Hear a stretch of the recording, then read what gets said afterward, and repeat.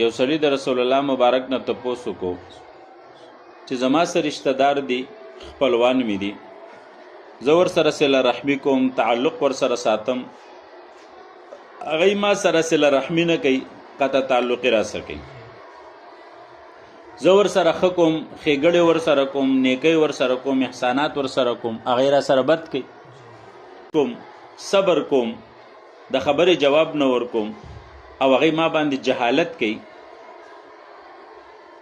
جهالت مطلب دا چې سرزوري کوي، سختی را سره کوي. رسول الله مبارک ورته فرمایل لئن كنت كما قلت، که ته په حقیقت کې هم داسې کې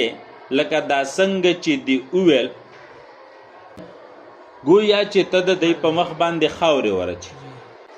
او د الله رب العزت د طرف نه یو امداد کوونکی تا سره مقرر وي،